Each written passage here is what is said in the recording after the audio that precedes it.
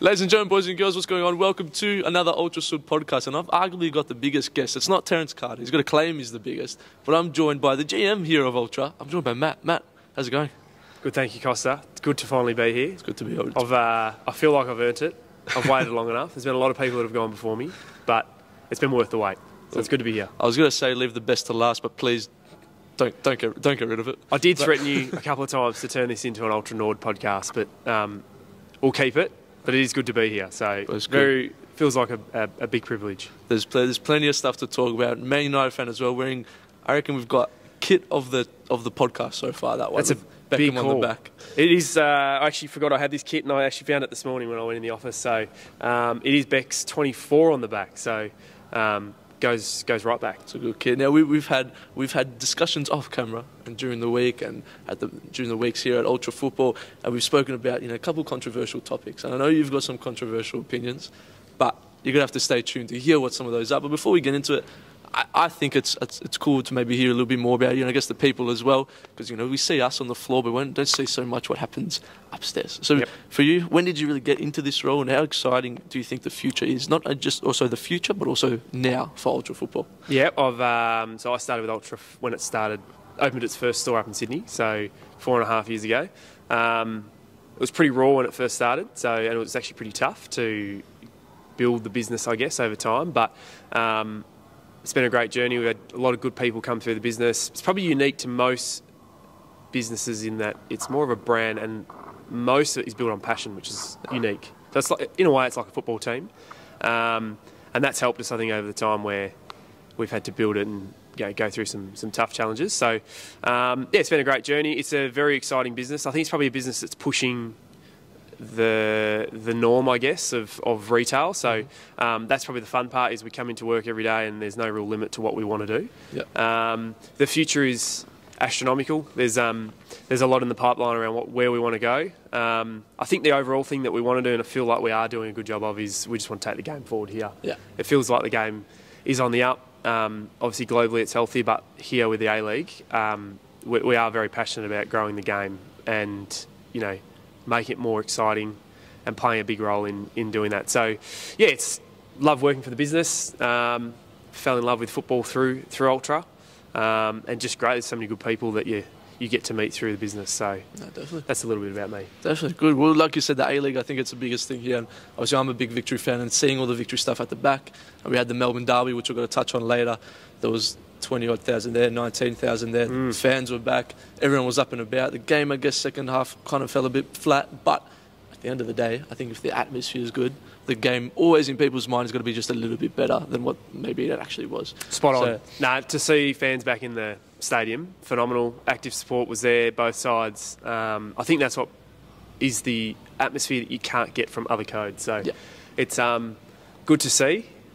And it's going to be an interesting season, I think, with the A-League. I know we'll touch on it, but Victory are good, but are City going to be very good? Is going to be an interesting one. I know, that's the thing. I think that's what Saturday night showed as well. It's like, okay, Victory. I had Victory to win it, and when I had Nate on as well, I think it kind of ran with the same sort of thing. But City just looked like that very well-oiled machine, and they had the Kisnorbo all-access thing last night, which I'll get around to watching on the weekend. But seeing clips from that, like Naboo and all of them were saying, he's like sort of like an army soldier. The way he will talk to you, the way he drills it into the players. Kisnorbo's just on a different sort of level. Yep. So, I think as well, City have experience in how to win, and that's hard to get, right? That's where Liverpool and City in the Prem have been so far apart from the rest, because they have the experience to win. So I think City have that. They've got a lot of players that actually know how to get the job done at crunch time in big games, where Victory are an amazing list. It'll just be interesting to see when it comes to crunch time, can they draw on that experience? Having said that, there's a couple of good players for Victory that absolutely know how to win and win on the biggest stage. So, it's going to be fascinating. I think it's good for the league. The league's healthy. It's just good to see people back in the stadium. So 100%. That's what we love. 100%. Well, the big rumour is Fornaroli to Melbourne Victory.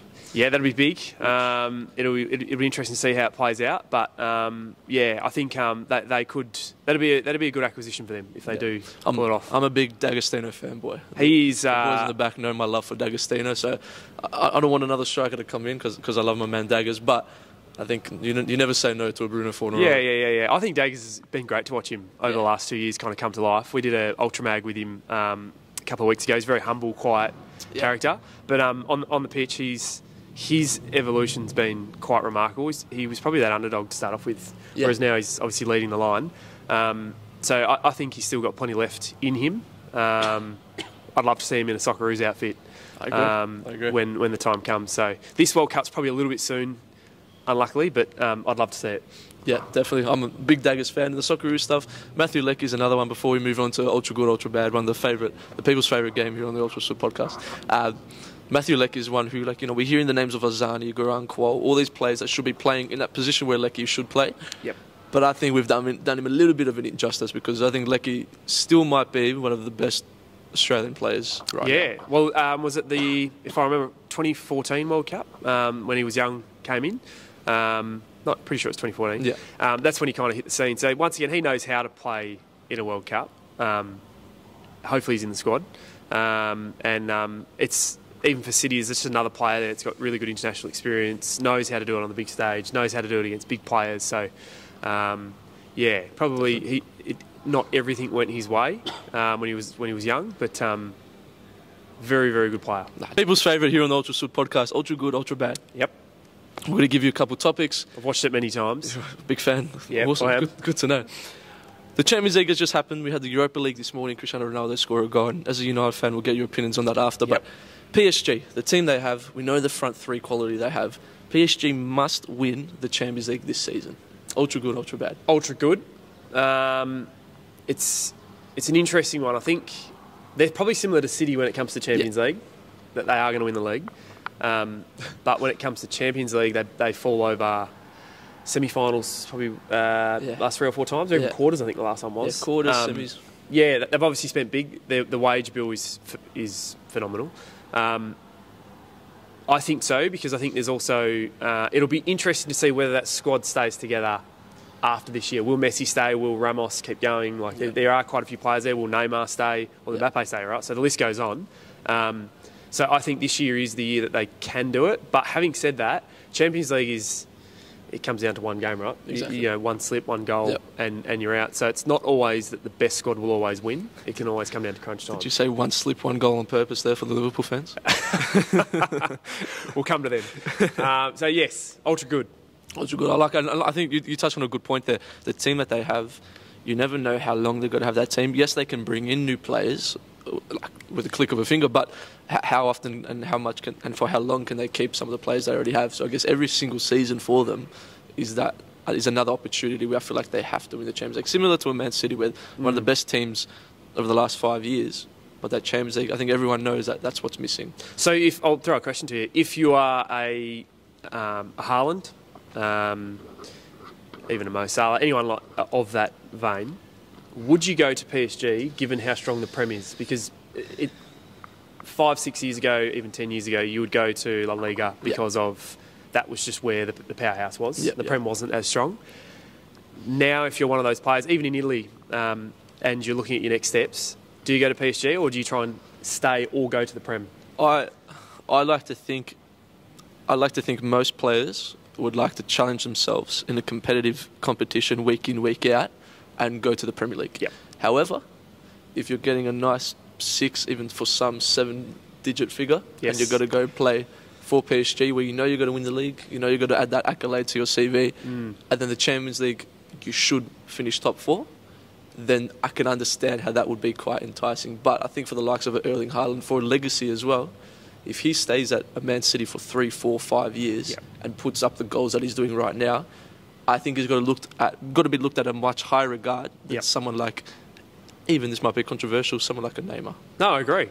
100%. I think when you're putting him in against Liverpool, Man United, Arsenal, Tottenham, that they're Champions League sides week in, week out. Exactly. Very different to doing it in... You see the best players. I would have loved to see a Neymar playing against Chelsea one week, Manchester United Will we, next. do you think?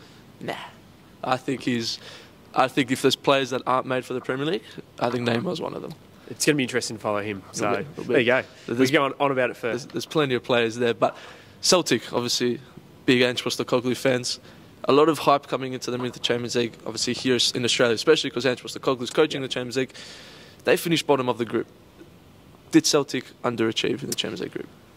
I think they did. Having said that, we do forget sometimes how good the Champions League is. Yeah. So, and probably the gap from Scotland to even Prem and then obviously Champions League. So I would say Ultra good. They did underperform. But the gap is big. And you do see that from the bottom two sides in each of the group stage. Usually there is a significant gap outside of a few surprises. So not massive dramas for Ange. Still an amazing achievement. But yeah, they'll still be disappointed. But I think also, like you said, 2 years ago, like Ange came in straight away and made that impact. Yep. 2 years ago, I think Celtic playing in the Champions League and even getting points looked like a distant memory from them. Where Ange picked them up from, it looked highly unlikely. It would have been cool to see them maybe finish third and drop into Europa League. And then, I guess Europa League, the top 6, top 8, you could maybe see them pushing that far with a lucky draw. And we know Barcelona are in the Europa League now too, so they've obviously had that little bit of fall from grace. But I think, like we said, Ange and Celtic, they'd be disappointed. Yeah. But I think he can take it with a good little leverage going into next season. Yeah. And I think he'll be at Celtic for many, many years to come. Now, VAR. We saw it in the A-League on the weekend. Ultra good, ultra bad. And this one gets the crowd pumping a little bit. If it helps your team, you're a big fan of VAR. If it doesn't, if it goes against your team, you're not a fan. Ultra good, ultra bad. VAR in general. Ultra bad. Not a fan. No. So you'd rather just have the referees make their own calls. If it's a red card challenge, don't go to anyone else. Let the referees stick to what they have to do. Well, I think the idea of VAR was to get rid of the howlers. Yeah. Having said that, there will always be talking points on any decision or result. And that's what we've seen, right, over the last... How long has it been in for now? 5, 6 years? Yeah, it's been a while now, yeah. Yeah, so I think... I personally think leave the game. There will always be howlers, and you sometimes you get them, sometimes you don't. Yeah. But I think at the moment it's almost overshadowing the actual game itself with VAR decisions, and it slows up play. So I personally don't like it. I think give the ref the power. Sometimes they will make mistakes. It's part of the game. It succeeded for 100 years plus. Exactly. And there will always be controversial talking points. So ultra bad for me. And I think you don't want to stop referees from refereeing. It's almost like, you don't want to take any of their power. I know sometimes some of them feel like they have a lot more power, but you don't want to take it too much of their power away to it's the point of, all right, I'm not going to blow my whistle now because we'll just go to VAR and see what happens. And we all love the game. For discussion, right? That's what we every morning when we come in here we talk about the game, and that's why. So I think you don't want to take it away so it's perfect. There'll always be opinions. So 100%. Yeah, ultra bad for me. Ultra bad. So final for ultra good, ultra bad. Before we get into a bit of Premier League talk, Unai Emery to Aston Villa. Now Steven Gerrard, he's gone. He's got the sack. I had my thoughts on Gerrard as a coach. I think he falls into that Lampard category. I just think the name is a huge boost in what I guess their coaching career. Unai Emery's now been announced Aston Villa coach. Ultra good, ultra bad? Ultra good. Firstly, I think I would say a little bit stiff on Gerrard. I don't like him because obviously a Man United fan, but I think actually he could still be a great coach. And I think Villa probably went a bit quick there. But it's the Prem, it happens. So Emery knows the Prem, which is his advantage. He's done a very good job with Villarreal. So I think ultra good. It's just going to be interesting to see whether the owners back him, because he's going to need to spend in the right ways to build that squad up to be competitive in the Prem. La Liga is a little bit different. That there's obviously theoretically 3 predominantly powerhouses. So it's a bit of a different environment. But I think he'll do well. He knows it well. He did do a good job with Arsenal. Same thing. Didn't really get given enough time. And I think he will do well if the owners back him, and that's going to be the interesting piece to watch in the long term. Is how will he go bringing in talent, managing certain talent out. So Coutinho, what will happen? Will he go? There's a few in there actually that I think he will need to farm out. Look to get out, and I think being out of that, obviously he was at Arsenal before. Aston Villa don't have that much of, I guess, global sort of attention as what Arsenal do have. And we know that being the manager of a big club like that, whatever you do, whatever you say, whatever you breathe, it's got to get criticised in some format. Whereas Aston Villa, I think he might be able to go around his job just a little bit easier than what he did at Arsenal. I think that's what helped him in La Liga, right? There was not as much pressure. Definitely. He had probably more space to make decisions and build the club. So that'll be the interesting thing. The Prem is always, the heat is always on, but being outside the big six as such, I think, and that, six to, that middle part of the table is always such a, it's always chopping and changing. Definitely. It's never consistent. So it's going to be interesting. Definitely. Yeah, I think it will do well. It should be exciting to see. Let us know in the comments down below as well what you think Unai Emery will do. Will it come in and have a straight, instant impact at Aston Villa, or is it a thing of let's see the season and the next season will kind of come in and he'll set his real philosophies from the start of the pre-season? But you spoke about that middle chunk of that Premier League table. There's a team that's kind of got themselves out of it, and it's a team that's had that takeover, but I think it'd be unfair to say, well, that's why they're doing well, because they didn't really have as big of a takeover right straight away than what people thought. Newcastle United, currently sitting fourth on the table, one of the best defences in the league. They've signed Botman, the Dutch guy, and I think that was a perfect signing because it's a player that I don't think many sort of just general fans were quite aware with. But he's a young player, I think a future Dutch sort of international as well. They've come in and they're doing. I mean, they held United to points at Old Trafford. They're getting some really good points, and Kieran Trippier could be one of the best sort of Newcastle signings. I'm even going to go out and say the same way Man City had that Vincent Kompany signing. I think Trippier could be the Vincent Kompany of this, I guess, new Newcastle outlook. I think Newcastle are huge underdogs, and they definitely have the platform to succeed over the next 4, 5, 6 years. I think most people, when the ownership changeover happened, most people were watching cautiously, but I think now we're really seeing that hasn't actually come into play yet. So you're seeing a really good squad be built, and then that's just going to go upwards from here. So unfortunately, I think Newcastle are well and truly back in the game. It's going to be interesting to watch them. Kieran Trippier, for me, should be starting World Cup squad for England. That's I think you got to look at you have to look at the form over the last since Prem started this year. He's been phenomenal. Even last year when he obviously went there late, he's been phenomenal. And there's obviously a really good discussion around who, if it's not him, who is it? But I think he's got the runs on the board. So for me, he's in England squad and starting.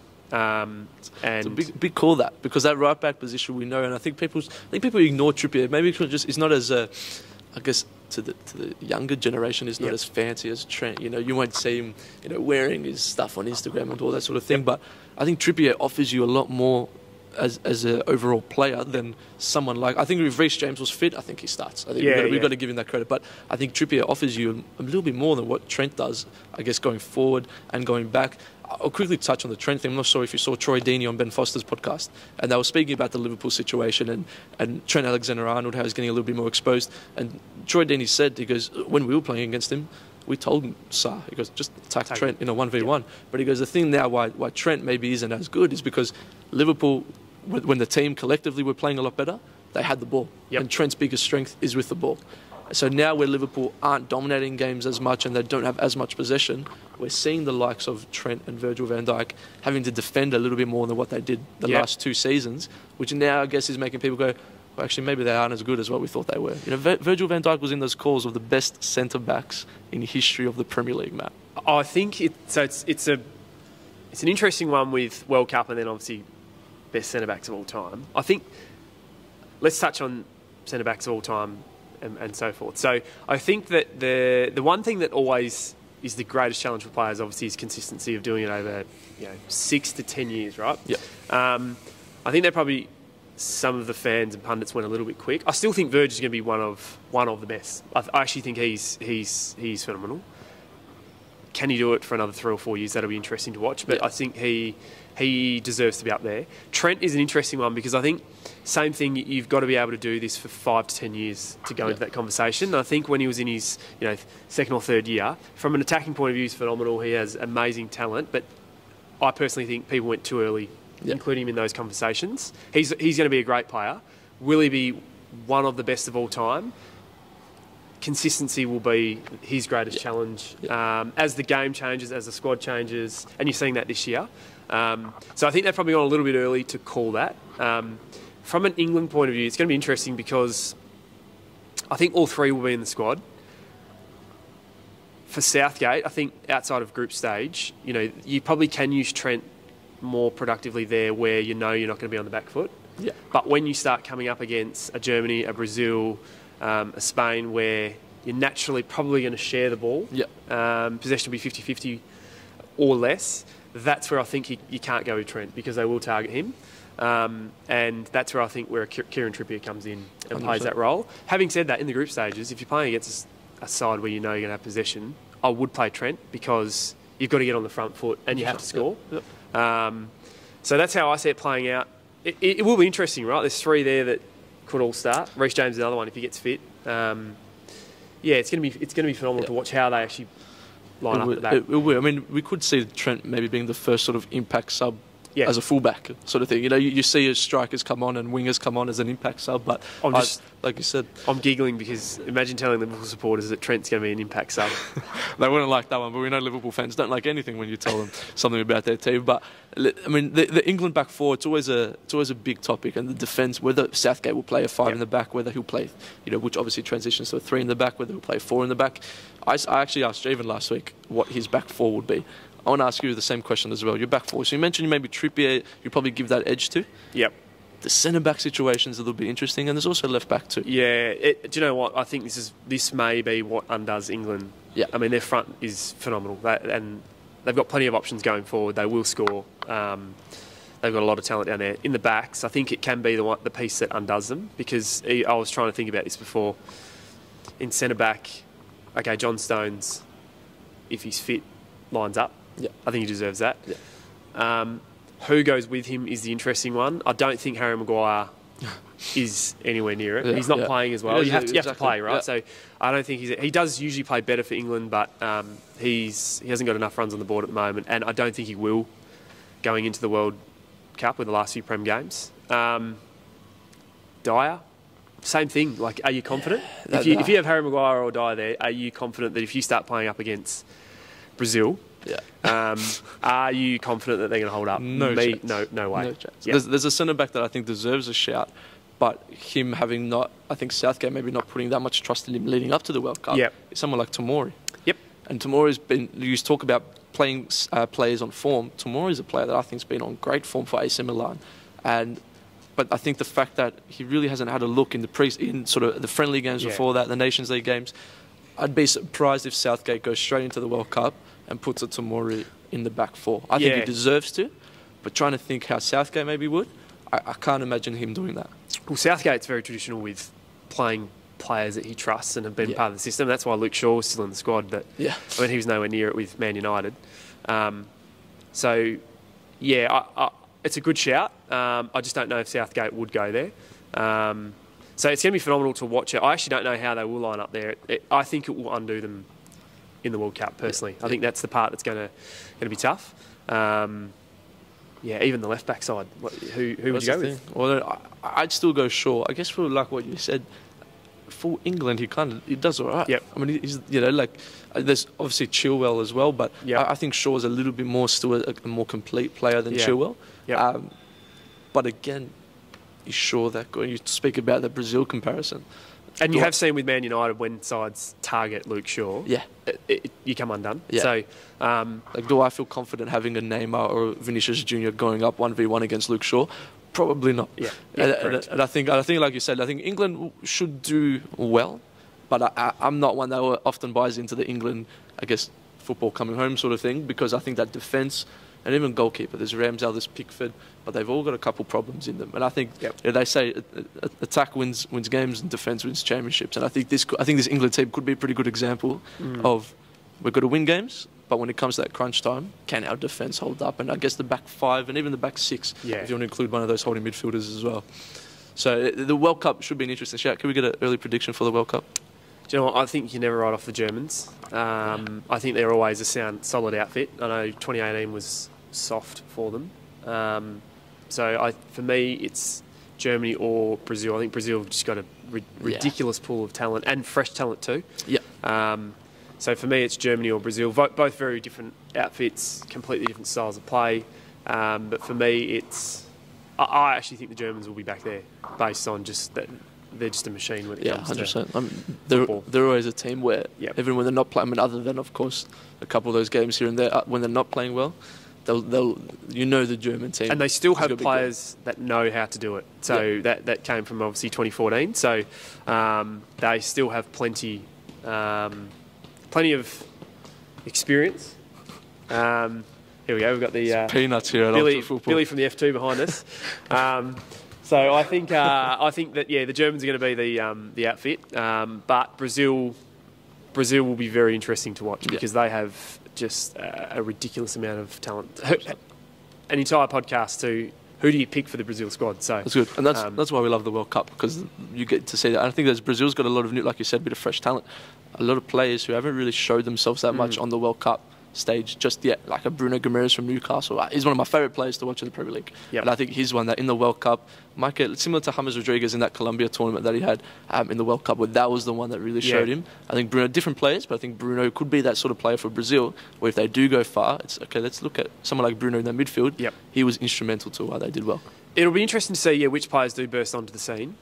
I think one other shout actually from a team point of view will be, I actually think Argentina could rattle the cage a lot. They have they don't have I mean, they've got Messi, but they don't have outright. You don't look at their team sheet and go, there are stars everywhere. But they are a quality outfit playing together. And they will, sometimes in World Cups, it's all about the grit of pulling together to get the result. So I don't think you're going to see Argentina, 4-0, 5-0. But I think they're going to be one to watch. Well, Messi's last World Cup as well, you'd assume. They'll be fighting for him. So I think that'll be a huge thing, because you often hear that Messi needs that World Cup, and even Fernando here, Brazil, he's in Brazil right now.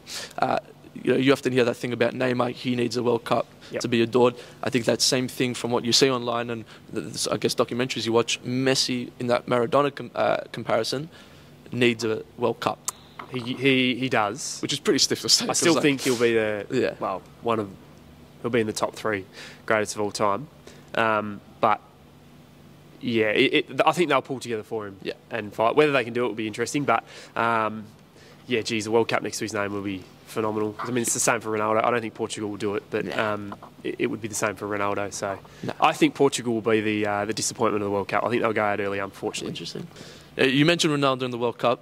Obviously, 2 United fans. I've had my opinions on the Ronaldo situation. I didn't realise how much of a divide that whole situation kind of did have. What are your thoughts on this Ronaldo situation? I loved Ten Hag's approach. I think he handled it really well. Something Fergie would do. I mean, Fergie would probably ship him off straight away. So I like that. Every coach since Fergie would not have done that.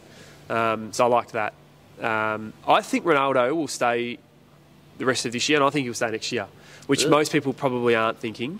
I think he loves the club. You can see there's a lot of young players there that he's part of grooming.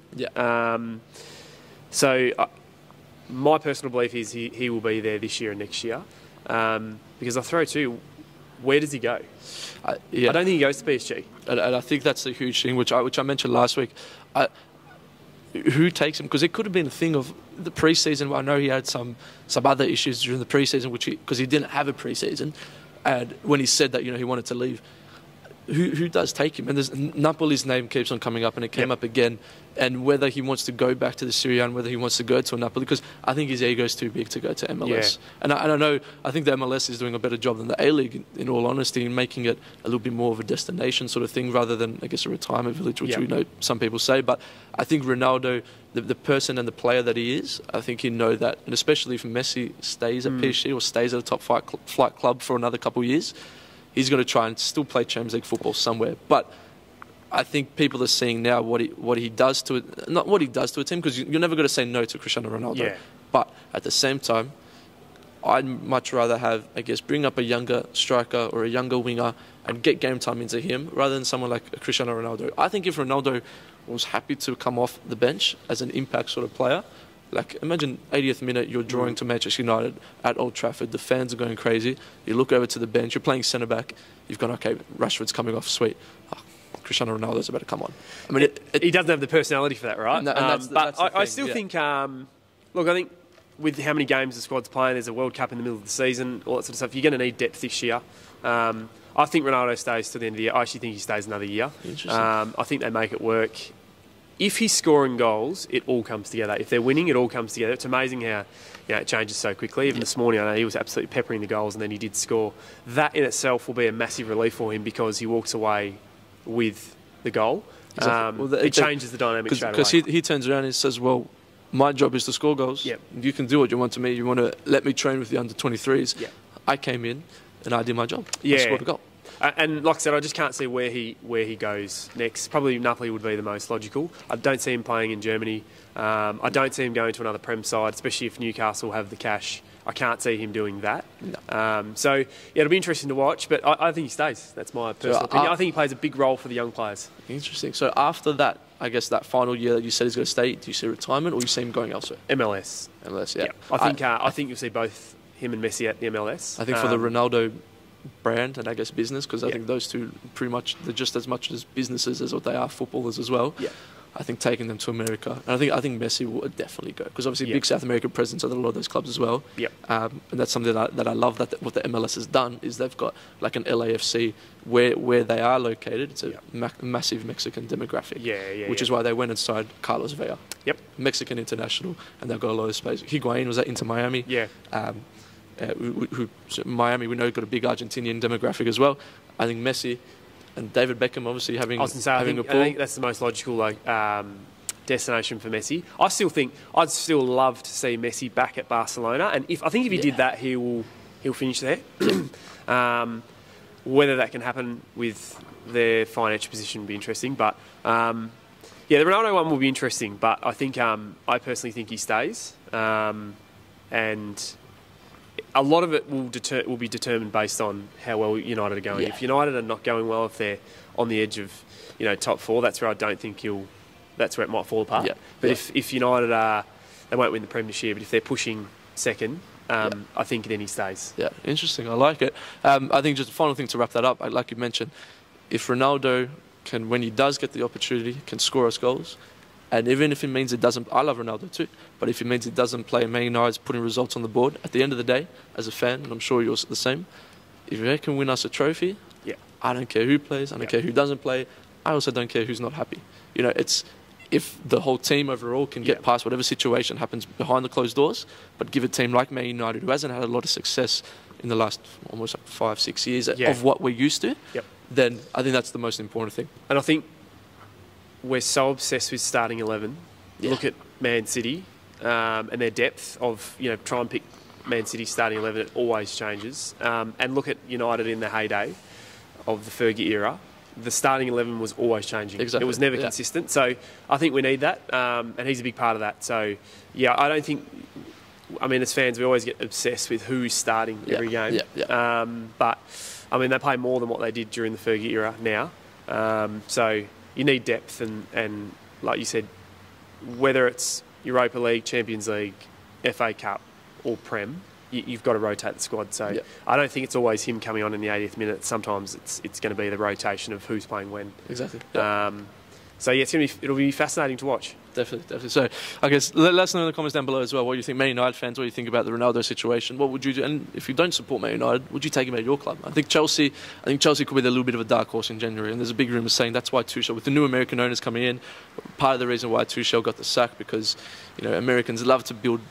There's a reason why they call NBA teams franchises and not clubs and not teams, sort of thing. So that will be an interesting, I guess, watch your space sort of thing. Before we leave off, there's Arsenal, Tottenham, bit of Liverpool stuff. I'm going to give you Tottenham. All right. Are Tottenham overrated? Because Conte came in at the start of the season. They had very good games to start the season off. A couple losses on the trot now. They got, and unfortunately for them, a terrible decision last night or yesterday morning in the Champions League. Are Tottenham a little bit worse than what people thought they were? I think the squad's not top four level outside. They've obviously got Son and Harry Kane. I think Conte is an amazing coach. That's why they're playing, or were playing, the football that they were playing. I don't think they've got the depth. And especially as you go into World Cup, they've got quite a few players that will peel off into the squad. So that's going to really test them. I think it'll be interesting because it'll be fascinating to watch Conte.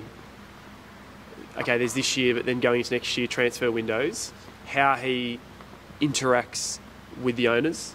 And you can see it quite quickly. Jose was the same with United and obviously Tottenham. That the minute that there is a little bit of a fracture between the owners and the coach, it falls apart very quickly. So unfortunately, I think that's what happens to Conte, but he's a very good coach, and he's probably getting more out of that squad than what any other coach would get. So I don't see Tottenham finishing top four. And it'll just be interesting to watch the Conte situation.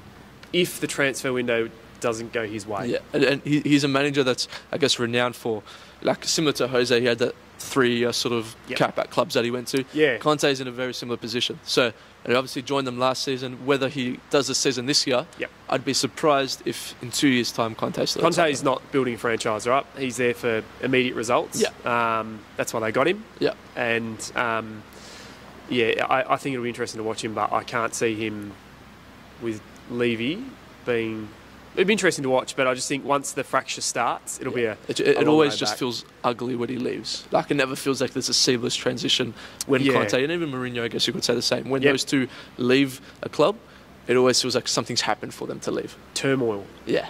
Still scarred from the Jose departure. That's it. Now, you look at the biggest rivals, and a rival that's doing quite well, Arsenal. Yep. Now, people were going, Arsenal's going to win the league. We had Terence here saying they've got to win the league. Is Terence an Arsenal supporter? Yeah, believe it or not. It makes sense now, doesn't it? Well, I reckon we can knock this one on the head pretty quickly. If you lose, is it 3-1 to Man United? Yeah. And Man United are not winning the title this year. Tottenham are not winning the Prem this year. I would happily go out and say it. They're a good squad. They've improved. Arteta is a great coach. They're not winning the Prem this year. They probably maybe will scrape top 4. Yeah, I think. Look, I guess you've got to give credit where credit's due, sort of thing. I mean, they lost to PSV this morning in the Europa League, and I don't think they played that well last week in the Premier League either, which maybe shows cracks that are starting to show a little bit. But I give credit where it's due. Like I said, I think they will make the top 4. I think when they can play some pretty good football.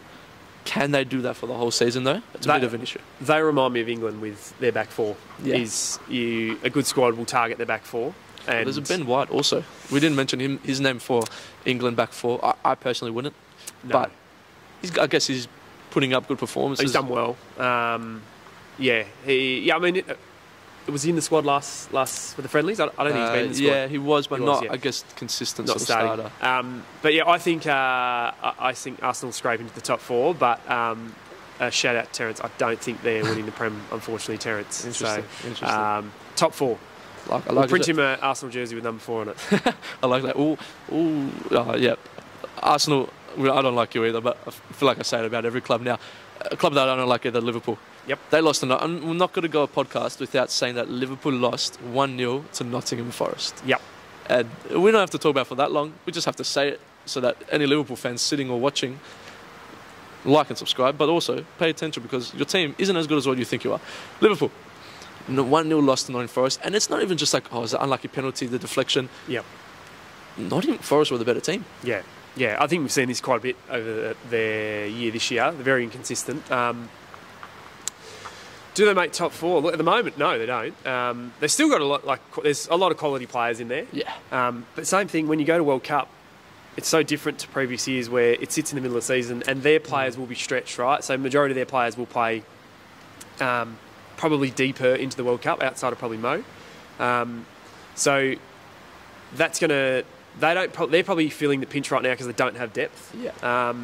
So I think definitely this year they're not winning the Prem, but top 4 will be a tough challenge for them. KLOPP will be interesting to watch there. I think he doesn't deserve to be sacked, absolutely not. But how long he stays and what that looks like, that's going to be phenomenal to watch. What the transfer window looks like too, because they're not a club that goes in and spends big. Yeah, exactly.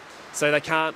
Well, history has shown they won't just go in and buy players and solve the problem straight away. They're very specific with who they buy, at what price and when. And I think the problem is right now you've got Man City who still have cash, Man United are spending, you've got Chelsea are spending almost ridiculously with new owners, and then you have Newcastle coming in. It becomes harder and harder to grab players at a good price that slip through.